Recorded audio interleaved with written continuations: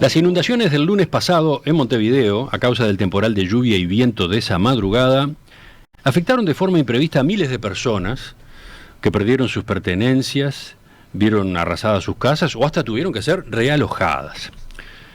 Los inconvenientes más serios ocurrieron en Malvin, zonas del centro y también en barrios humildes y asentamientos. ¿Qué responsabilidad le cabe a la Intendencia de Montevideo? Esa pregunta quedó planteada. Acá en Perspectiva el tema estuvo en un par de tertulias y también en la entrevista central del jueves, donde Laura Raffo, presidenta de la departamental del Partido Nacional en la capital, sostuvo que había quedado de manifiesto falta de planificación de la comuna a efectos de mitigar las consecuencias de eventos extremos que, se sabe, serán cada vez más frecuentes producto del cambio climático.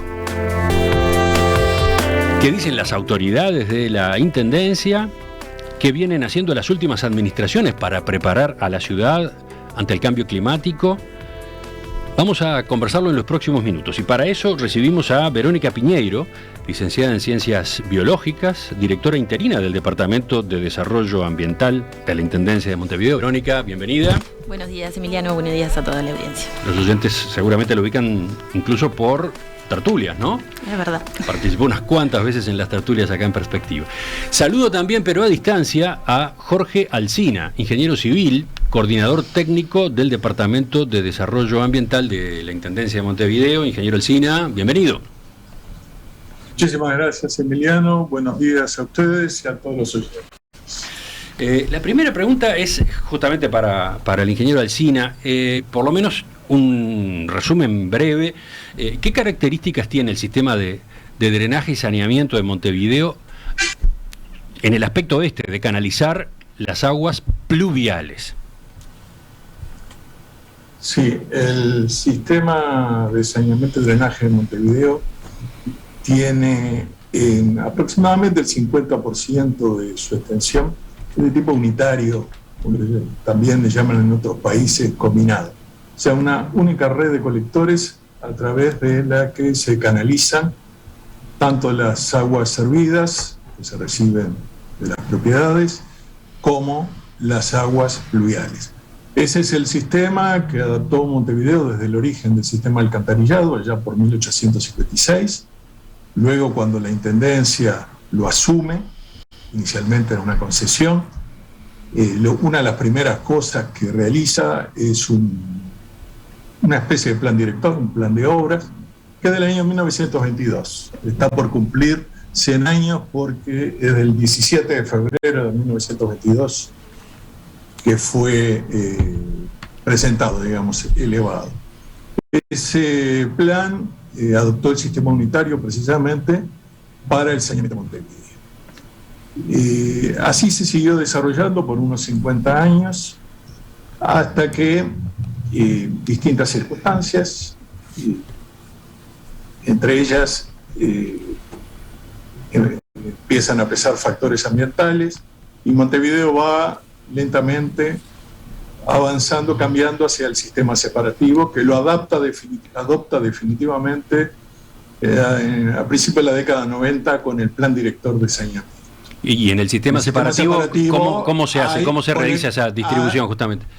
Hay colectores separados, es una red independiente para las aguas servidas, son colectores de pequeño diámetro, y colectores independientes para las aguas pluviales. Y se tiende también más a las principales cañadas, etcétera, tener canales, tenerlos a cielo abierto.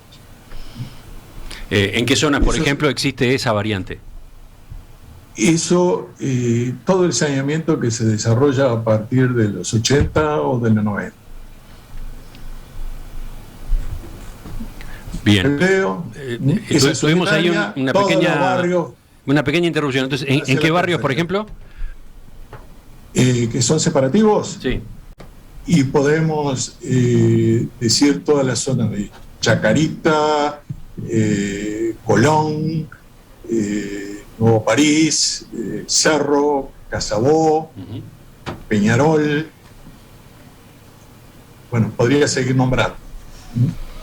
Bien, y la pregunta siguiente es, ¿con qué horizonte se realizan esas inversiones, ¿no? ¿Con qué proyecciones, con qué periodos de tiempo por delante y por lo tanto con qué tipo de fenómenos a considerar se hacen los cálculos, se desarrollan las obras? Bueno, los colectores para las lluvias, los principales, se diseñan para 10 años generalmente, se verifican que no ocurran ciertas cosas para un periodo de retorno mayor. Cuando hablo de tiempo de retorno me estoy refiriendo al tiempo medio que promedialmente se supone que ocurre entre dos eventos de similares características. Y eso para la red principal. Para la red secundaria se toman tiempos de retorno menores. En algunos casos especiales, por ejemplo el canal del arroyo Miguelete, es un ejemplo que siempre doy, fue diseñado para 28 años de periodo de retorno. Y actualmente, para definir el nivel de las ramblas y de la urbanización, inclusive se verifica para 100 años de periodo de retorno que el agua no alcance las construcciones. Pero la respuesta más concreta, la mayoría de la red principal de Montevideo está diseñada para 10 años periodo de retorno, con verificaciones, por ejemplo, que cada 20 el agua no llegue a las líneas de propiedad. Justamente, y ahí entramos en el capítulo de los eventos extremos, ¿no? Exactamente. La semana pasada las autoridades de la Intendencia en la conferencia de prensa aclararon que lo que había ocurrido ese lunes sobrepasaba ampliamente los máximos que la historia registra. Usted podrá revisar acá los números, los tiene más claros ahí, ¿no? Sí, tengo acá algunos números. En primer lugar, quiero mencionar que fue una lluvia tan extraordinaria que yo dudo que haya registros de otra similar desde que Montevideo tiene información. Fue una lluvia de distribución variable en el territorio. O sea, llovió mucho menos en la zona oeste, en la zona centro y en la zona este de Montevideo. También sabemos que llovió muchísimo en Canelones. ¿Por qué sabemos estos datos en Montevideo? Bueno, gracias a que en uno de los planes de saneamiento, el plan de saneamiento 4, la Intendencia instaló una red hidrometeorológica que actualmente tiene 18 estaciones distribuidas en todo el departamento, lo que nos permite tener información sobre las características de esos eventos pluviométricos. Y bueno, gracias a eso sabemos que, por ejemplo, el otro día llovieron, según la estación, entre 70 y 151 milímetros en total, que cayeron en un corto intervalo de tiempo. Aproximadamente el 80% de la precipitación cayó en un agua. Y paso a Emiliano a dar algunos datos. Por ejemplo, en el centro, zona de Casaballe, curva de Maroñas, cayeron unos 70 milímetros en una hora. En la zona de Villa García, 80 milímetros. Prado, Instrucciones, 90 milímetros. Zona de Flor de Maroñas, 110 milímetros, con un pico de registro de un poquito encima de 111 milímetros, hablando en una hora. Y en Malvin, lamentablemente, cuando hay este tipo de eventos, a veces también tienen consecuencias. Se dañó el instrumento y no se pudo recuperar toda la información, pero pareciera que pudo haber alcanzado 120 milímetros la precipitación en una hora. Es decir, la lluvia llegó a superar los 100 milímetros por hora en algunas zonas, precipitando en una hora lo que llueve en un mes o poco más de un mes. Voy a dar algunos datos. Hace unos pocos años la Intendencia hizo un convenio con la Facultad de Ingeniería donde se procesaron todas las lluvias ocurridas en Montevideo entre el año 1969 y el año 2014. 45 años de registros. Se digitalizaron todas las bandas que se tenían en papel, etc. Y bueno, la conclusión de los estudios es que una lluvia de 10 años de periodo de retorno, y recuerdo que dije que la infraestructura principal de drenaje se diseña en general para ese tiempo, anda en unos 58 milímetros.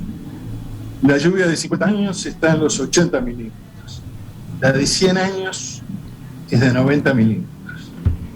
Y si pudieron retener algunos valores que dije, recuerdan 90 milímetros por el Prado, 110 milímetros en Flor de Maroñas, y pareciera que en Malvin se aproximó a los 120 milímetros. Vemos que tuvimos lluvias, 20 años de periodo de retorno para el centro, Casaballe, etcétera, 50 años para la zona de Villa García, 100 años para la zona del Prado, Instrucciones, y a tomar con pinzas lo que voy a decir, porque los registros son tan elevados que escapan un poco a las curvas determinadas con ese estudio, pisan los 500 años de tiempo de retorno para la zona de Flor de Maroñas y Malvin. A ver, y eso o sea que más que una lluvia extraordinaria, una lluvia absolutamente excepcional. Ustedes han dicho, no se dimensiona el sistema de drenajes para contener, para albergar, para dar cabida a una precipitación como esa. No sé si Verónica quería agregar algo en ese sentido. No, eso que planteas, Emiliano, para esto, como está mencionando Jorge, los tiempos de retorno a los que se diseña y se dimensionan los sistemas de drenaje, no es posible o no sería factible realizarlos para estos tiempos de retorno que menciona Jorge, que sucedieron en este evento muy excepcional que se generó el lunes, ¿no? Pero, y entonces, ¿cuál es la conclusión que tiene que sacar el habitante de Montevideo? Que si pasa algo de esto va a tener que padecer lo que ocurrió, va a tener que enfrentarse a las circunstancias que se dieron. Lo que es importante acá, de nuevo, la excepcionalidad de este evento. Este evento tiene probabilidad, este tipo de eventos tiene probabilidades muy bajas de suceder. Eso no quiere decir que no se vuelva a repetir. De hecho, se dio, la probabilidad no es cero, pero la ciudad está diseñada y dimensionada para eventos mucho más bajos, ¿no? Como de tiempo de retorno, como lo planteó Jorge. En los lugares en los que están entubados los arroyos o el sistema de drenaje tiene un dimensionamiento, eventos extremos o eventos quizás un poco menos extremos que pueden generar desbordes y a eso hay que estar preparado. Ahí el marco de la variabilidad climática en la que se encuentra el mundo, ¿no? El cambio climático y la variabilidad climática, que lo que trae es incertidumbre ante la generación y que se den este tipo de eventos. Pero justamente el cambio climático no es una novedad, ¿no? Puede discutirse, y hay una discusión sobre si es un fenómeno 100% natural o si la actividad humana ha incidido, pero lo cierto es que el cambio climático es un dato, hace décadas, y por lo tanto, sí. Pregunto, no sé quién de los dos responde, el cálculo del saneamiento y los drenajes ya debería prever que los eventos extremos van a ser más frecuentes. Eso lo escuchamos todos los días en cualquier entrevista con un experto en cambio climático. Entonces... Sí, así es. Comparto totalmente, y la Intendencia en los diferentes estudios que ha hecho ha venido considerando esa situación. Pero el evento del otro día escapa completamente a cualquier criterio de racionalidad económica, digamos, con el que se diseñan las estructuras de una ciudad. Voy a dar un ejemplo que he mencionado en alguna otra conversación. Yo no dimensiono las calles de una ciudad con 12 metros de ancho, por decir de alguna forma todas, por si hay que cerrar una por una obra o porque hay un accidente y hay que desviar el tránsito por las paralelas. Y así se podrían dar innumerables ejemplos sobre cómo se diseñan las infraestructuras de las ciudades. Y bueno, lamentablemente si se dan fenómenos de esta intensidad, voy a aclarar, a ver, se le superponen dos aspectos que quiero retomar de lo que usted señalaba. Primero, usted dice, la Intendencia está trabajando con el cambio climático en el horizonte. Se están llevando a cabo inversiones en infraestructuras que prevén y tienen en cuenta que los eventos extraordinarios ahora son o pueden ser más frecuentes. Me gustaría que eso lo viéramos enseguida, porque es interesante, muy interesante. Ahora, antes que eso está el hoy, está la de todos los días. Si a determinadas zonas no se ha llegado todavía o no se llega hoy con las obras necesarias, ¿qué actitud hay que tener frente a la gente? No hay que informarle a la población, no hay que tener un diálogo mucho más transparente en esta materia para que los vecinos puedan tomar recaudos, etcétera. ¿Qué dicen ustedes? Sí, está claro. Ahí el tener la información sobre dónde está la ciudad y en cada punto de la ciudad cuál es la situación y cómo es el diseño de esos puntos es bien importante para esta cuestión de aumento de la variabilidad y de la incertidumbre ante ciertos eventos climáticos, ¿no? Y ahí también la importancia de conocer cómo son los datos, la red pluviométrica de Montevideo que mencionaba Jorge, que tiene varios años y que ahora contamos con esos datos disponibles de forma abierta a través del Observatorio Ambiental. Y eso nos lleva también a poder generar avisos, ¿no? También trabajar en la posibilidad de generar alertas tempranas o en la medida que se pueda generar alertas que indiquen, bueno, estamos en la probabilidad de que se genere un evento excepcional y en eso también se está trabajando. Contar con información es central para eso, contar con técnicos que tengan la capacidad para diseñar ese tipo de cosas y en eso estamos trabajando. ¿No hay un déficit en cuanto a la creación de una cultura en torno a los eventos extremos? Mi impresión, por ejemplo, es que lo que se dijo en la conferencia de prensa de la semana pasada, y esto que ustedes acaban de profundizar, acaban de exponer ahora con más detalles, esto de que no se calcula un sistema de drenajes para bancar una precipitación tan fuerte como la que se dio el lunes pasado, eso, yo no sé cuántas veces se ha dicho, yo no sé cuántas veces se haya difundido, y no sé cuánto se habla con los directamente involucrados, ¿no? Porque a partir de ese dato, que es muy comprensible, ¿qué pasa? Primero, es conveniente que la gente sepa qué riesgos corre, uno, y dos, es probable que la gente pueda tomar algunas medidas a nivel domiciliario para esos casos, ¿no? Exacto, este tipo de eventos siempre, con la magnitud que tienen, lleva también a darnos cuenta que quizás la información que se le puede brindar o se puede generar para la población es importante para que puedan tomar medidas de ese estilo. Al mismo tiempo, tenemos que ser capaces de diferenciar también lo que sucede en áreas consolidadas de la ciudad y en zonas que no están consolidadas, ¿no? Con el asentamiento de familias y unidades en lugares que son inundables, ¿no? Y ahí también toda una política de relocalización y trabajo frente a esas cuestiones. Ahí es importante brindar la información y creo que este tipo de eventos nos lleva a eso. La información está disponible, tenemos que trabajar en generar determinado tipo de alertas y que la gente conozca cómo son las características de los lugares donde viven, ¿no? ¿Qué dice usted? Y allí, Verónica, sí, se me permite. Sí. A lo que se refiere Verónica, ahí no se necesitan lluvias de 100 y de 500 años para ir retorno para que surjan problemas, ¿no? Sino con lluvias de mucho menor intensidad, ¿no? Cuando la gente se ha sentado en las planicies de inundación, de las cañadas, etcétera, bueno, con lluvias de poco periodo de retorno y encima con arrastre de residuos, vegetación, etcétera, ya aparecen los problemas. Por eso, la casuística de situaciones que se da en esas zonas periféricas, con infraestructura menos desarrollada, con asentamientos, etcétera, digamos, prácticamente llevaría a analizar cada caso particular a ver qué ocurrió, porque los problemas surgen con lluvias, reitero, de muchísimo menor intensidad. Está bien, pero otras zonas de Montevideo deberían ser objeto de un manejo más, ¿cómo decirlo?, participativo, de un manejo mucho más pautado por el intercambio con la gente, con los vecinos, una difusión a propósito de cuáles son las condiciones. Pienso en lo siguiente, ¿no? Ciudades o países donde son comunes los tornados.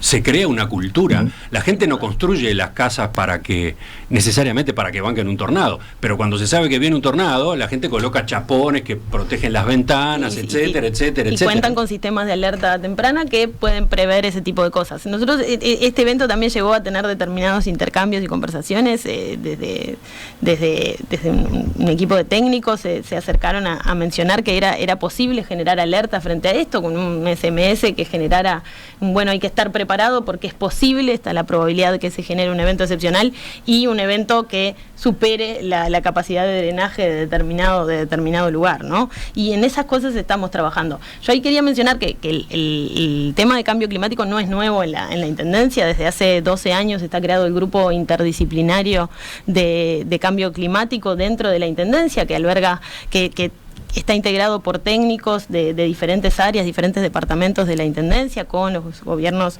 municipales también integrados a eso, y ese grupo ha trabajado en herramientas y ha integrado herramientas para poder generar un plan climático, ¿no? Y al mismo tiempo también ha trabajado en esto que es los planes nacionales de adaptación en ciudades, en NAP Ciudades, que se presentó en diciembre del año pasado, pero tiene un trabajo previo muy importante a partir de la Política Nacional de Respuesta al Cambio Climático, y en eso Montevideo viene trabajando. De hecho, los ajustes que se hacen a los planes directores de determinadas cuencas o el plan director de saneamiento y drenaje toma como insumo información generada en el marco de esos grupos interdisciplinarios de trabajo y información generada a partir de los técnicos con los que tiene la Intendencia y obviamente en relacionamiento con la academia. Jorge mencionaba el trabajo del INFIA que realizó el Instituto de Mecánica de Fluidos de la Facultad de Ingeniería, analizando lluvias de 45 años para tener en cuenta, para adaptar al diseño y al dimensionamiento de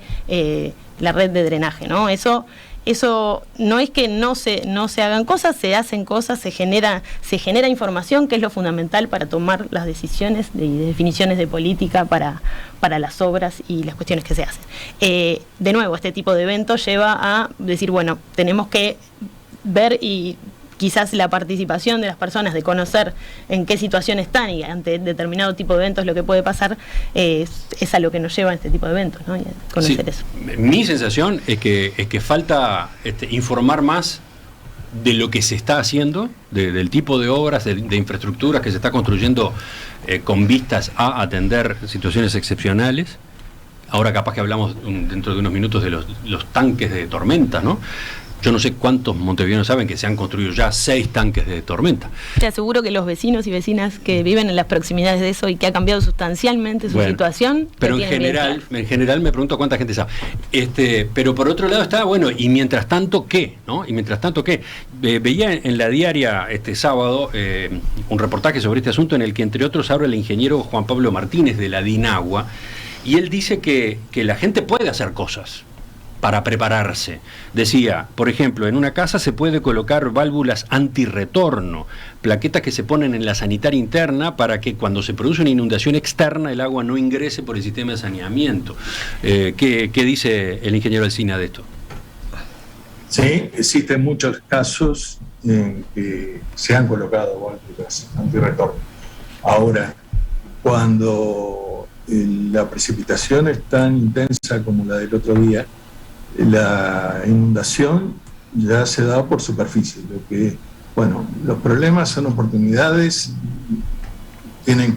se aprende la peor forma, nosotros tendremos que ver cómo lo transmitimos, pero lo que tiene que quedar claro es que con eventos de esta intensidad los colectores no van a dar abasto, se van a inundar las calles, los espacios públicos, y si los puntos bajos están adentro de las manzanas, por ejemplo son los garajes, son los fondos de las manzanas, por allí es donde van a surgir los problemas.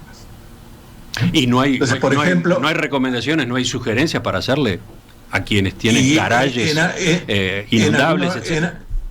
En algunos lados, por ejemplo, hay gente que ha puesto compuertas. A eso iba. No es el caso de Concepción del Uruguay. Ayer un vecino de la zona de Malvin cercana por WhatsApp me decía que él vivía, su suegro creo que es, en la casa donde actualmente habita, tenía una compuerta. Cuando él pasó a vivir allí, la eliminó porque dijo, no, esto no se debe haber utilizado nunca. Y bueno, ya le ha sucedido, no por primera vez, le ha sucedido otra vez y está considerando volver a instalarla. En esas zonas se da una situación. Me faltó decir que la lluvia del otro día además coincidió con niveles un poquito elevados del Río de la Plata. Eso todavía dificulta el desagüe de los colectores hacia la costa y hace que la probabilidad conjunta del evento, lluvia más nivel elevado del Río de la Plata, se eleve. Entonces, en algunas zonas donde el desarrollo histórico de la urbanización ha hecho que el punto bajo no esté en la costa, sino que esté corrido. Y puedo dar muchísimos ejemplos. El que los montevideanos más conocemos es Rondó y La Paz. Claro. Pero Almería y Concepción del Uruguay, por ejemplo, sucede esa situación. No tan pronunciada como en Rondó y La Paz, porque en Almería y Concepción del Uruguay la esquina de Almería debe estar unos 50 centímetros por debajo de la Rambla. Pero hay otro punto muy cercano, Asturias y Mahoma. Ahí hay como 1 metro. Michigan, a unos 50 metros de la Rambla. Y podemos seguir ejemplos donde el desarrollo histórico hizo que el punto bajo quedara corrido. Entonces, se dificulta el desagüe superficial, y si yo ahí tengo garajes, tengo subsuelos, bueno, en un evento de estas características voy a pagar las consecuencias. Pero justamente, y eso es independiente del estado de mantenimiento de la boca de tormenta. Ahí está. Sí. Pero justamente eso es lo que conviene conocer, es lo que conviene difundir, discutir y a partir de la información eventualmente resolver, ¿no? Sin duda, yo quería sumar a lo que planteabas vos de los tanques de tormenta, que capaz que Jorge puede dar un detalle más claro de su funcionamiento, es que también se está instalando de cierto tipo de infraestructura verde, ¿no? Pavimentos permeables o jardines de lluvia que se instalan en determinados lugares que tienen problemas con esto, ¿no? Cuando se hace una obra vial, por ejemplo, la obra de Luis Alberto Herrera integra en sus canteros jardines de lluvia. Los jardines de lluvia los que permiten es tener un manejo de la primera parte de la lluvia, ¿no? La que es más rápida y cae con mayor intensidad, que sea mejor retenida por el pavimento y no se tienda a un escurrimiento superficial que quizás lleve a desbordes, ¿no? Y eso está integrado ahí en el municipio en Jacinto Vera, te digo en Carrasco, y se planifican instalar más para determinados puntos de la ciudad, de forma que esto también compense y ayude al sistema de drenaje a poder contener determinados efectos de la variabilidad climática. Hablamos enseguida de eso, de ese tipo de infraestructuras que, por lo que ahora sabemos, están ya en curso, están ya en desarrollo. ¿Cuáles son los planes en esa materia? Las inundaciones que ocurrieron el lunes pasado acá en Montevideo abrieron un debate sobre la responsabilidad de la Intendencia en los casos de respuesta insuficiente cuando los drenajes no pueden bancar precipitaciones extremas. Estamos escuchando a las autoridades, estamos esta mañana con Verónica Piñeiro, licenciada en Ciencias Biológicas, directora interina del Departamento de Desarrollo Ambiental de la Intendencia, y Jorge Alsina, ingeniero civil, coordinador técnico del Departamento de Desarrollo Ambiental.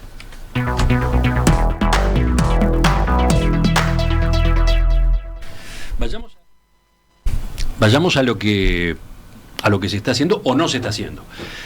La economista Laura Raffo decía el jueves acá en Perspectiva que a partir de estos hechos de la última semana hay que poner arriba de la mesa la necesidad de planificar la ciudad acorde a lo que hoy es el cambio climático, algo que resaltaba, no es nuevo, se viene discutiendo hace 30 años.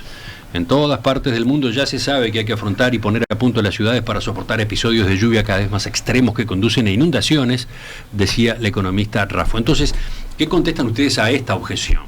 La Intendencia de Montevideo trabaja ya te digo, hoy les mencionaba, el Grupo Interdisciplinario de Cambio Climático tiene 12 años, integra técnicos de diferentes áreas, se integra a los gobiernos municipales, ahí un link bien importante, ¿no? Cómo la información la hacemos fluir hacia los vecinos y las vecinas, ¿no? Y la integración también de los técnicos y los integrantes de los gobiernos municipales es bien importante para esa cercanía y poder, a partir del trabajo técnico y de lo que se desarrolla en el Grupo Interdisciplinario de Cambio Climático, que pueda llegar a la gente esa información. En ese sentido, lo que les mencionaba también hoy, el NAP Ciudades, ¿no? Los Planes Nacionales de Adaptación en Ciudades, que se presentó en diciembre. La Intendencia de Montevideo en los últimos años, hace 5 años o más, ha trabajado en esto y tiene un montón de información que le ha permitido ajustar determinados planes, ¿no? Información generada de manera genuina por la Intendencia y por técnicos de la Intendencia, y al mismo tiempo información generada a través de convenios con la academia, con la Universidad de la República, para conocer cómo es la situación y la variabilidad climática y datos concretos de determinados puntos de la ciudad que permitan adaptar los planes y las planificaciones a nivel de cuenca con los que cuenta la Intendencia, ¿no? El plan especial del Miguelete, el plan de Pantanoso, planes para el plan Chacarita, que incluyen un montón de dimensiones, ¿no? Un montón de dimensiones que integran y suman estos datos y esta información que se ha generado en el último tiempo, información más precisa y ajustada sobre los efectos de la variabilidad climática y el aumento de la variabilidad climática en el contexto de cambio climático, lo que hace rediseñar, adecuar, redirigir las acciones concretas que nos permiten ir hacia esos objetivos finales de los planes de cuenca y los diferentes planes que cuenta la Intendencia, ¿no? La Intendencia de Montevideo cuenta con un departamento dedicado a la planificación. Entonces la respuesta es que ya se está planificando. Claro que sí, claro que sí. No hay una omisión, no hay un debe en esta materia. No podemos pensar en un debe cuando estamos frente a un evento tan excepcional, ¿no? Creo que es bastante liviano hacer un comentario de ese estilo cuando en realidad hay un montón de trabajo acumulado en la Intendencia de Montevideo. El sistema de drenaje fue superado, pero funcionó bien. Esto Jorge lo puede aclarar mejor, pero el sistema se superó por las características excepcionales que tuvo el evento, pero la bajada del agua, y ahí Jorge puede hacer un detalle más claro, fue muy rápida, ¿no? Y volvió a su nivel y se desagotó, salvo de los puntos más bajos, obviamente lo que lleva más tiempo, los garages que mencionábamos, pero el sistema funcionó correctamente. No sé si el ingeniero Alsina sobre esto quiere agregar algo, porque así pasamos a la pregunta siguiente sobre algunas obras en particular. Sí, yo quería mencionar que entre los años 1992 y 1995 desarrollamos un plan director de saneamiento. En definitiva fue el que definió las principales inversiones que fueron realizándose con recursos propios de la Intendencia o a través de diferentes etapas del plan de saneamiento urbano. Fundamentalmente el plan de saneamiento urbano 3, por ejemplo, que del año 1996 que se firmó. Las obras que allí se encararon surgieron de las definiciones del plan director. Luego se firmaron el plan de saneamiento 4 con sus obras, con dos préstamos, uno suplementario y uno complementario, etcétera, que también surgieron de allí. Con el transcurrir de los años fue surgiendo evidencia de que algunas previsiones del plan director necesitaban ser actualizadas y por lo tanto desde hace ya algunos años el Servicio de Estudios y Proyectos de Saneamiento, el sector saneamiento, en particular el servicio que mencionó, empezaron a trabajar en la actualización del préstamo y utilizando recursos BID también se contrató una consultoría que llevaron a una revisión del plan, que pasó a llamarse Plan Director de Saneamiento y Drenaje Urbano, porque se quiso dejar en evidencia la importancia que se le pasaba a asignar al problema del drenaje, del cambio climático. Ese plan director de saneamiento y drenaje urbano se terminó de realizar en el año 2019, fue aprobado por resolución del intendente en ese momento de la intendencia, que era Cristian Di Candia, fue aprobado por resolución, y ese plan evaluó diferentes escenarios y arquitecturas para el desarrollo futuro del sistema de saneamiento y drenaje de Montevideo. Uh-huh. Y ahí... Un escenario 1 que era de mejorar el servicio, digamos, simplemente. Un escenario 2 más ambicioso, que apunta hacia una gestión más sustentable del agua. Y un escenario 3 que fue el finalmente seleccionado luego de varios talleres, con trabajos con autoridades, técnicos de la Intendencia, y por ejemplo de Dinagua, etcétera, con Pablo Martínez, que usted mencionó hoy, fue de los técnicos que participó. Ese tercer escenario de arquitectura se le llamó hacia una ciudad verde, y fue el elegido. Uh-huh. Y entonces se planificó la infraestructura y acciones necesarias de acá al 2050 para llegar a él. ¿Cuál es la gran dificultad? ¿Cuál es el problema que tenemos que vencer? Que las inversiones necesarias en esos 30 años andan por los 1.800 millones de dólares. 1.800 millones de dólares en 30 años. En 30 años. Y un poquito más todavía, y eso son CAPEX, inversiones directamente. Hay que sumarle a eso los costos operativos. Para poder financiar eso, evidentemente, es necesario un gran acuerdo nacional.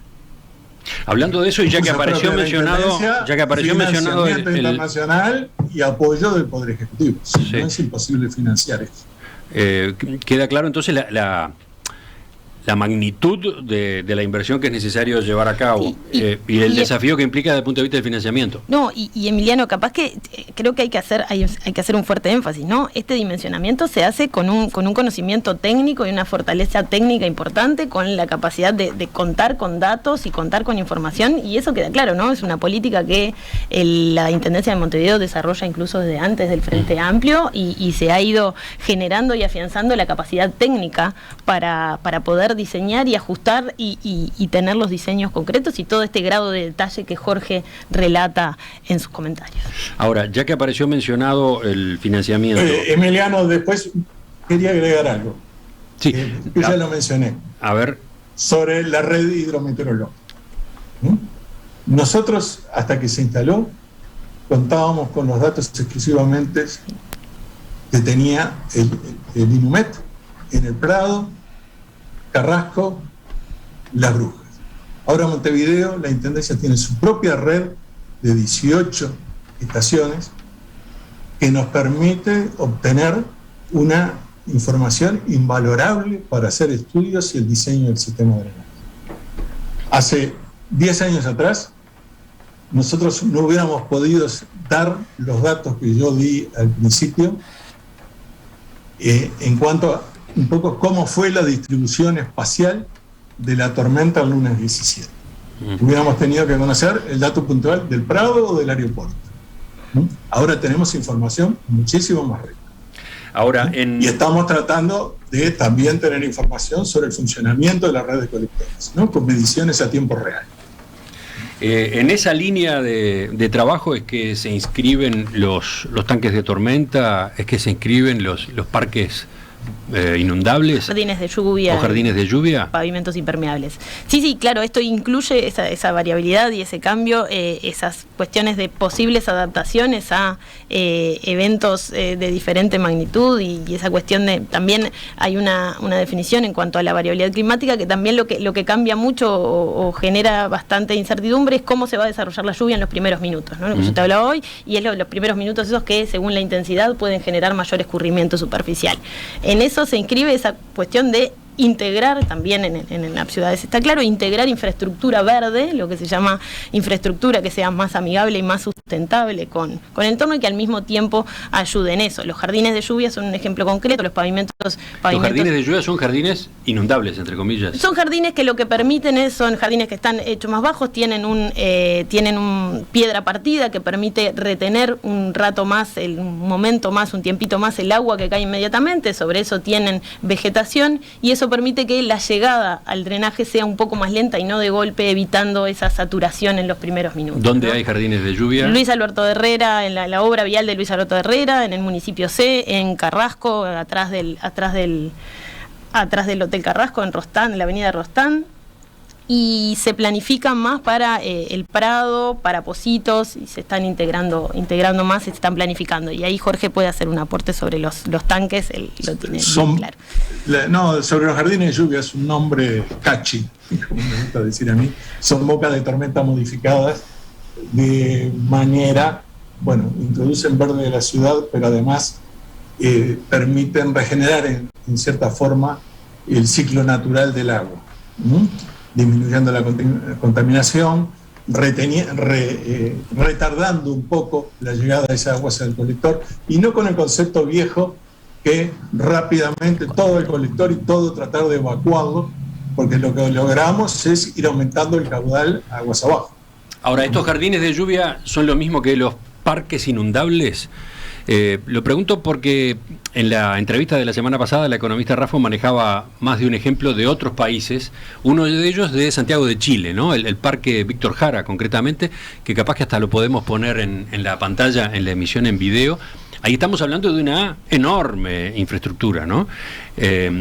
Donde por un lado se combina lo que podríamos llamar parque, espacio utilizable para esparcimiento, para la realización de ciertos deportes cuando las condiciones climáticas son las normales, pero también tanques que reciben el agua excepcional, ¿no? Es una combinación de las dos cosas.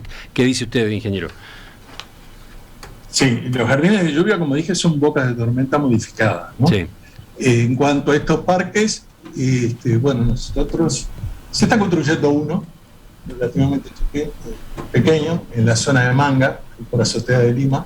Es una plaza inundable que va a ser utilizada en tiempo cuando no llueve para disfrute del barrio. Durante una tormenta, va a recibir el exceso de lluvia, va a ser inundable. En el marco del plan de saneamiento urbano 5 se está haciendo infraestructura. Y obviamente en esa arquitectura de Montevideo más verde que tenemos planificada, ese tipo de soluciones se reintegran y se intensifica muchísimo su uso. Lo que hemos hecho en los últimos años son tanques cerrados. Bueno, esa es la otra posibilidad, ¿no? Los tanques de tormenta. ¿Cuál es el nombre técnico? Sí, tanque de tormenta, tanque de laminación, tanque de amortiguación, se le ha dado varios nombres, que han sido cerrados por el tema de que nuestra red de saneamiento, como dije, en las zonas más consolidadas, la red más antigua es unitaria. Ahora estamos viendo fotos de algunos de estos tanques de tormenta. Por decirlo de forma simplificada, para que entiendan los que están escuchando por radio y no están siguiendo la emisión de video, es como un parking, ¿no? Suena como un parking subterráneo, parece un parking, ¿no? Es algo así. ¿Estamos hablando de los tanques de amortiguación? Sí, sí. ¿O de los parques? De los tanques de amortiguación. Los tanques de amortiguación es como si fuera un parque subterráneo, si uno lo ve. Están vacíos cuando no llueve y luego el exceso de agua pluvial que escurre por los colectores, cuando llega a un cierto nivel, lo que intentan es que en lugar de desbordar en forma descontrolada hacia la vía pública, lo hagan en forma controlada hacia el interior del tanque, se acumulen allí, y luego cuando la tormenta va amainando, el agua va siendo de vuelta al colector. Son cerrados, por lo que dije, sistema unitario, es una mezcla de aguas servidas y aguas pluviales. Si eso fuera a una estructura a cielo abierto, podría haber problema de olores, evidentemente quedaría materia fecal, es decir, directamente al aire libre, ¿no? Por eso se utiliza esta solución en las partes de la ciudad que tienen un sistema unitario, como lo llamaba usted hace un rato, ¿no? Exactamente. Hay 6 tanques subterráneos hasta ahora, ¿no? Sí, ahí. Sí. El primero se construyó en 2011 en la zona de Avenida Rivera y Francisco Solán López, cuando se desarrollaba el proyecto de las Torres Diamantis Plaza, ¿no? Allí mismo. Exacto, bajo las torres. Ahí Jorge tiene claro el detalle y la zona de influencia. Sí, fue por mayor aprovechamiento, ¿no? Ahí la Intendencia decidió que el dinero que los inversores debían pagar por mayor aprovechamiento fuera utilizado para construir un tanque que está bajo el estacionamiento de esas torres. Y costado de las 3 torres. Pero después hay otros. Veía, por ejemplo, Jacinto Vera, bueno, por ejemplo, están en Jacinto Vera, en la zona de Enrique Martínez, bajo el Liceo 26. Esos tanques, ahí yo te comentaba que para los vecinos que están próximos a esos tanques y que vieron el efecto que generaba, ¿no? Y la reducción de ellos, se inundaban frecuentemente con lluvias más bajas o menos excepcionales que estas, y este tipo de infraestructura, por ejemplo, sobre la calle Quijote también hay tanques instalados. Y esto, bueno, lo que genera es esa laminación, que lo que permite es que no se sature de golpe, sino que integra el agua que cae en ese primer momento y se va después yendo por el sistema de drenaje. Está el del Diamante, y después se construyeron 4 en el marco del plan de saneamiento 4, 2 en la cuenca del arroyo Quitacalzones y 2 en la cuenca del arroyo Seco. En la cuenca del arroyo Quitacalzones hay uno bajo la plaza, digamos, que está junto al Liceo 26, ahí en Antonio Machado y Juan Polié. Hay otro que está bajo la plaza Teresa Calcuta, en la calle Quijote. Después hay otro en la terminal, en la vieja terminal Goes, ahí en General Flores y Domingo Aramburu.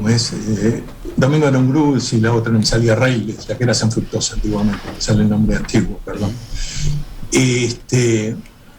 Hay otro en Isla Gorriti y Cufré. Y por último hay un quinto, pero ese es a cielo abierto, en la zona de Sica, porque ahí el saneamiento es separativo. Intenta aproximarse a una plaza inundable, pero bueno, ¿y cuál es nunca se pudo dotar de la infraestructura, de ponerle banco, ¿Y cuál es el resultado de estos tanques de tormenta? Ustedes señalaban que en algunos casos los vecinos están muy conformes, pero el edil Javier Barrios Bove del Partido Nacional retuiteaba esta semana testimonios de vecinos que viven cerca del tanque ese del Diamantis Plaza, que señalan que esa infraestructura nunca solucionó el problema que tienen de inundaciones. Bueno, no sería tan terminante. Lo que sí es claro que volvieron a reiterarse algunos eventos, y el otro día, la lluvia del 17 de enero, se inundaron, y feo, en el punto bajo de Asturias y Mahoma.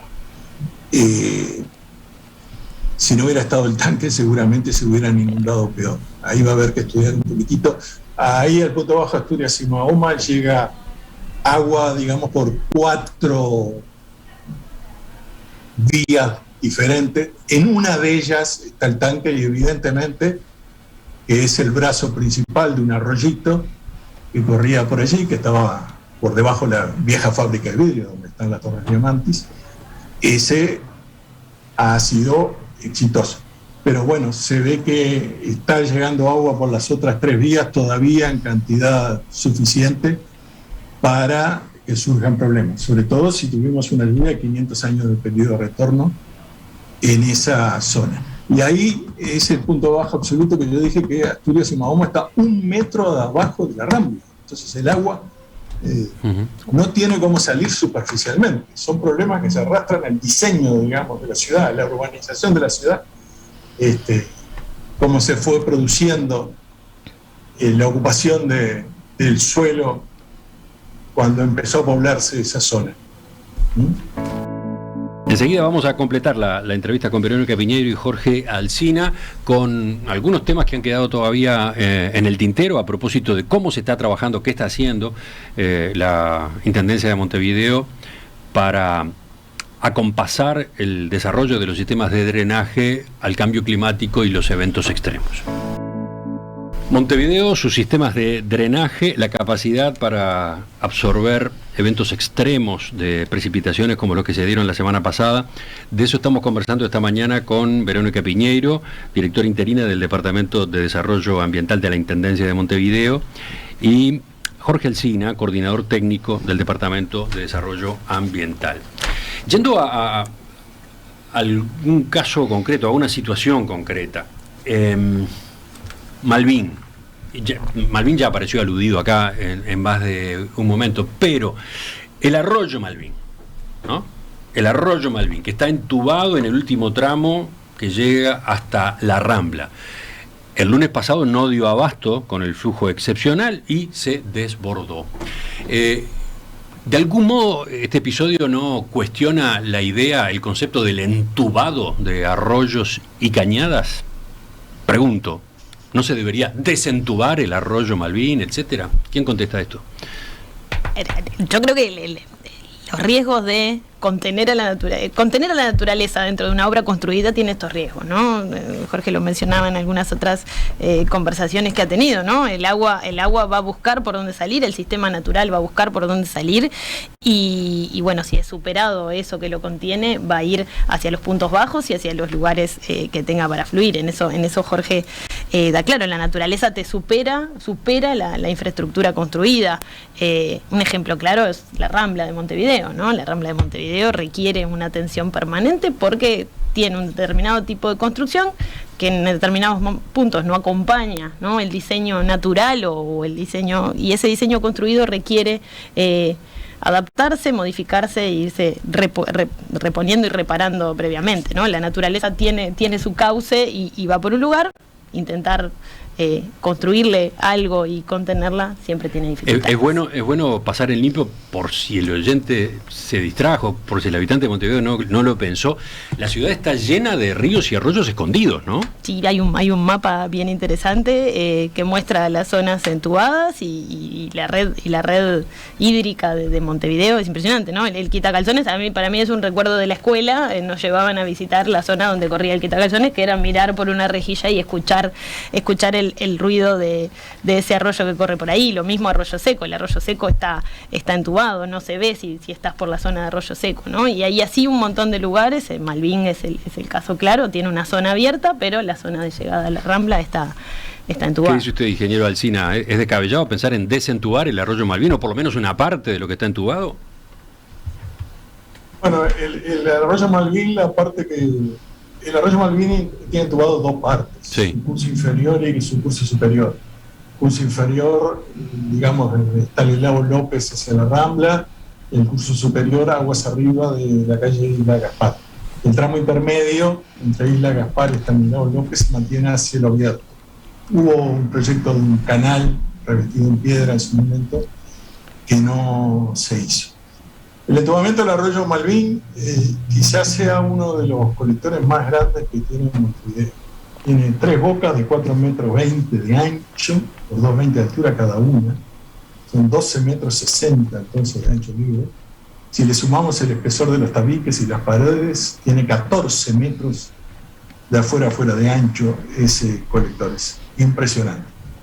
Si lo tuviéramos que diseñar ahora, quizá, siguiendo los criterios que le he dicho que estamos adaptando más modernamente, lo hubiéramos hecho a cielo abierto.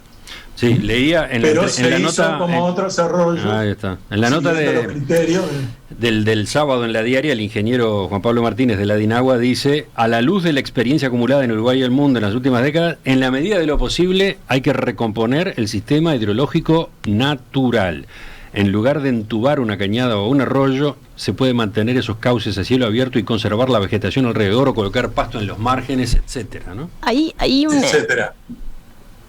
Emiliano, perdón, dale, Jorge. Decir, mire, yo ya tengo unos cuantos años de intendencia y ahora creo que no pasa por la cabeza de nadie o prácticamente nadie. Pero 41 años tengo de intendencia a esta altura. En los primeros años de actuación me tocó contestar varias veces expedientes donde pedían el entubamiento del arroyo Miguelete, en la zona del Prado. Fíjense cuáles eran los conceptos que hace 40 años atrás regían. Yo pregunto si a alguien ahora le pasa por la cabeza entubar ese arroyo, pero bueno, fueron los criterios que se adoptaron, fueron hijos de su época. Ahora, tanto como desentubar ahora, con el nivel de inversiones que se están necesitando, bueno, habría que agregarlos a esos 1.800 millones también, ¿no? O sea, habría que estudiar un poco si esa de dinero no hay que dirigirlo a otros puntos que están necesitando infraestructura urgente o medidas no estructurales. Ahí lo que menciona Jorge es claro, ¿no? Esto es parte de un diseño que se hizo en determinado momento, pero después la urbanización siguió, ¿no? Y también determinadas cosas y construcciones que se generan también generan efectos sobre eso. La impermeabilización del suelo es un ejemplo, ¿no? No tener áreas verdes que permitan que el agua infiltre y también vaya un drenaje más natural, es algo que también presiona el sistema de drenaje y hace que, bueno, algo que estaba diseñado con un entorno quizás o con unas manzanas que tenían jardines o zonas de espacio verde que permitían una infiltración, bueno, ahora están un poco más presionadas porque tienen eso, ¿no? Quien no ve por las veredas de Montevideo zonas que son de pasto y las personas por una cuestión de mantenimiento, ¿no? Decidieron eso, impermeabilizarlo. Eso tiene un efecto grande, ¿no? Es una acción muy pequeña que tiene un efecto que presiona eso. Ahí de nuevo, ¿no? Esto requiere mucho conocimiento y no permite la improvisación, ¿no? Cuando se va a pensar en un posible entubamiento o en una posible acción para mejorar un sistema de drenaje o determinada acción que permita corregir problemas, detrás de esto hay un conocimiento técnico importante, está la generación de información que permite ajustar a un diseño adecuado. Para ir cerrando... Quiero agregar una cosita que me quedó. Mencioné el uso eficiente de los escasos recursos siempre disponibles y por lo tanto si no hay otras prioridades. Pero hay algo que es un dato de la realidad. El saneamiento de Malvín, curso inferior, es unitario. Entonces van aguas hervidas y pluviales combinadas. Si bien se ha hecho alguna obra, también en el marco de algunos planes de saneamiento, tratando el tiempo seco, llevarlo en forma separada con unos interceptores que se construyeron por las márgenes del entubamiento, en lluvia seguiría yendo, si hubiera un canal, iría una mezcla de aguas hervidas y pluviales. Si volviéramos al año 57, cuando se diseñó el saneamiento, en 1957, bueno, quizá la respuesta es, tendría que haber sido separativo y el arroyo Malvín canalizado y no entubado. Pero ahora estamos con esa realidad. En barrios periféricos de contexto crítico, la inundación tuvo efectos fortísimos. Todos hemos visto o leído testimonios dramáticos de varios de los vecinos de esos lugares, ¿no? La presidenta de la Departamental Montevideo del Partido Nacional, Laura Raffo, señalaba que parte de los desbordes se debieron a desagües que estaban obstruidos con basura y falta de limpieza en cañadas que se desbordaron. ¿Qué responden ustedes? Hay una cuestión importante a decir, y hoy lo mencionábamos al inicio, ¿no? Una cosa es la ciudad consolidada y otra cosa es la ciudad que se extendió más y hay asentamientos o personas asentadas sobre zonas inundables, ¿no? Y ahí yo quiero mencionar la política del plan de relocalizaciones, ¿no? Hasta 2010 Uruguay no contaba con una política de vivienda que tomara en cuenta el cambio climático y la variabilidad climática y la vulnerabilidad, ¿no? Este plan de relocalizaciones es un plan que lo que toma en cuenta y toma como prioridad es la relocalización de las viviendas que están en zonas inundables o terrenos contaminados. Ahí Montevideo ha desarrollado reasentamientos o relocalizaciones de estas zonas. La que está generando actualmente son unidades y viviendas de Chacarita, en el marco del plan Chacarita, pero en el marco de este plan de relocalizaciones que incluso fue premiado en la COP de 2014 como un plan que tomaba en cuenta la vulnerabilidad y también tomaba en cuenta la variabilidad climática. Lo que ustedes dicen es que en alguna de esas zonas la solución no es construir infraestructura de drenaje que sea capaz de soportar lluvias intensas, etcétera. La solución es que esas personas no vivan allí. Y eso lo planteaba también el ingeniero de Dinagua, que lo planteaba en la nota del sábado en la diaria, ¿no? Esto es, en las zonas inundables no se puede construir, no podemos generar infraestructura que pase por arriba de la naturaleza, ¿no? Entonces hay zonas en las que no se puede asentar, y en eso trabaja la Intendencia. Hay planes por delante en el marco del plan de relocalizaciones.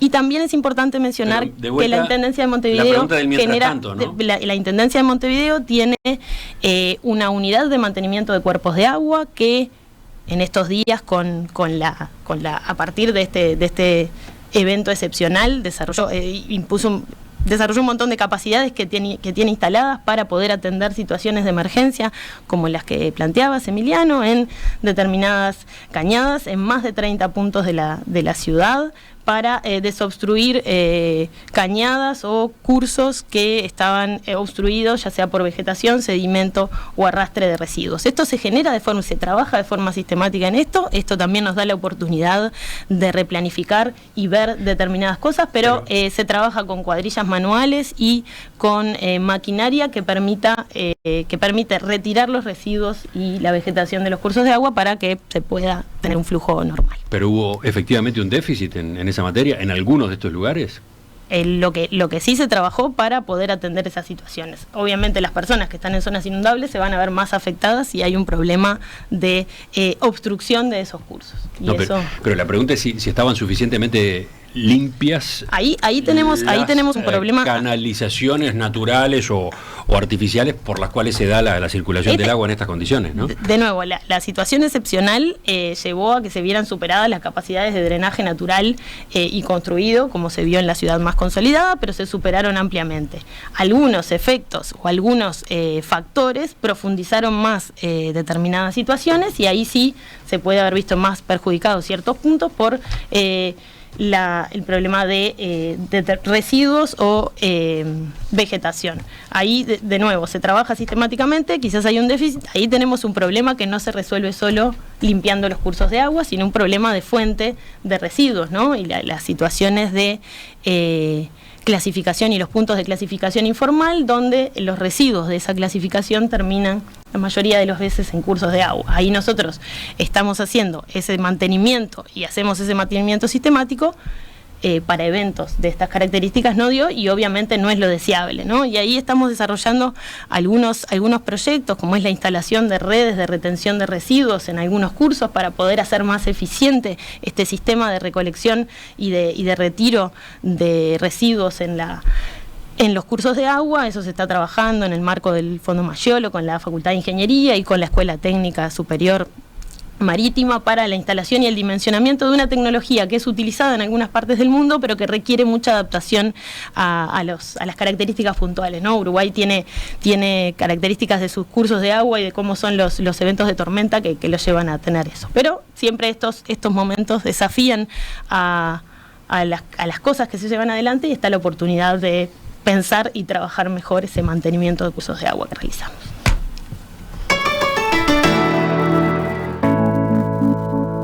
Hemos conversado esta mañana en la entrevista central con Verónica Piñeiro, directora interina del Departamento de Desarrollo Ambiental en la Intendencia de Montevideo, y Jorge Alsina, coordinador técnico de ese Departamento de Desarrollo Ambiental.